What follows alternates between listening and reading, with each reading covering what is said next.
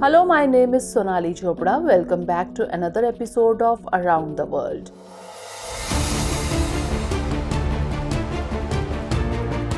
A generally accepted view in international politics is that diplomacy is never done on extreme ends, nor does its experts suggest any kind of utopian changes in it when it's come to its execution at the international level. Rather, international relations are completely realistic. That is, a country does not change its international policies in a revolutionary manner but establishes relations with other countries after weighing its advantages and disadvantages. Perhaps that is why we do not see much change in international policies despite changing governments. For example, America's internal politics and the different stances of the two countries on global issues distanced it from China for some time. But now once again both the countries have started increasing their closeness. The biggest proof of this is that both the countries recently organized bilateral talks on the sidelines of the APEC conference held in America. During this, the heads of state of both the countries talked for about 4 hours. You might be wondering what is so special about these meetings. What were its results? Has this meeting really reduced the distance between the two countries? So in today's discussion, we will find answers to these questions. There is always a lot of discussion about America's relations with China, which has recently established itself as America's biggest rival. The state of rivalry between the two countries is such that these two major economies have started dividing the world into two blocks for their own interest. While countries like Russia, Iran, North Korea are seen standing in the Chinese camp, America's dominance continues in the European countries. Not only this, both the countries are also embroiled in the African continent and Middle Eastern countries. In the recent ongoing Russia-Ukraine war and Israel-Hamas dispute, both the countries are standing in two different camps. Along with this, recently while Russia has come out of CTBT, America has conducted nuclear tests in Nevada, whereas China has been accused of promoting nuclear experiments. Amidst this various news, the fear of nuclear war is also on the rise in the world. In such a situation, when the world is going through many crises, many experts say that the sitting of the top heads of the state of China and America at the same table is no less than a big achievement. Many commentators have even described this summit as an attempt to avoid the Third World War. Now you will ask, how so? So the answer to this question is that the recent Israel-Hamas war has created a humanitarian crisis all over the world. While Hamas is being supported by Iran in this war, Iran has closest relations with China, whereas Israel is a country close to America.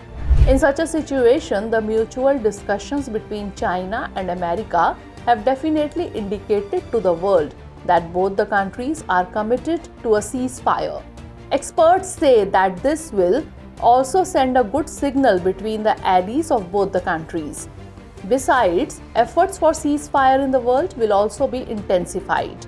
In the meeting, both the countries also made efforts to reduce mutual differences. Taking steps in this direction, both the countries agreed to restore high-level military-to-military communications. Both also agreed on US-China defense policy coordination talks and regular meetings of US-China military maritime advisors.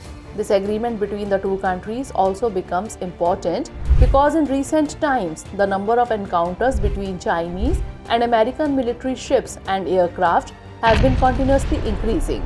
A few days ago, the Chinese fleet had openly challenged America near Alaska, while the fighter jets of both the countries had almost collided with each other in the Indo-Pacific region.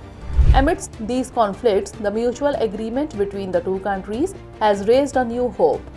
Apart from this, in the meeting, both the countries have agreed to jointly research AI, that is, artificial intelligence. Whereas this year itself, America had banned American investment in China to stop China from adopting military surveillance technologies. At the same time, additional investigation was ordered on Chinese semiconductor, quantum computing and artificial intelligence companies.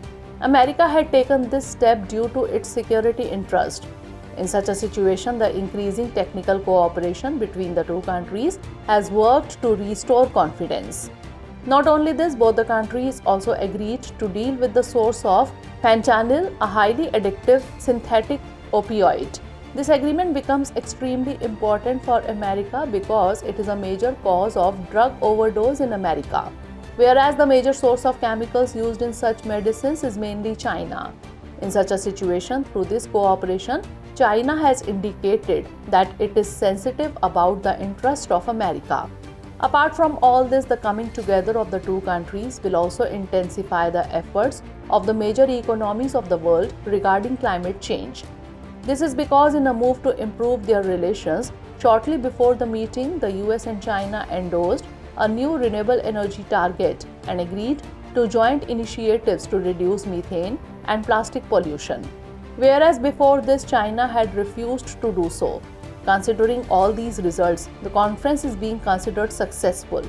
However, despite this, the differences between the two countries came to the fore. As soon as he came out of the conference, the US president called Xi Jinping a dictator. This exposed the bitterness in the relations between the two countries to the world. However, despite this, China's lack of opposition shows that America's cooperation is necessary for it. The faltering Chinese economy has forced China to be seen as an ally of America. Perhaps that is why during his entire visit, China used the word friend many times for America. In fact, China can attract American businessmen only by strengthening its relations with America. Whereas amidst the wars raging in the world, China's cooperation is necessary for America. Besides, the upcoming elections in America have also forced America to extend its hands towards cooperation with China.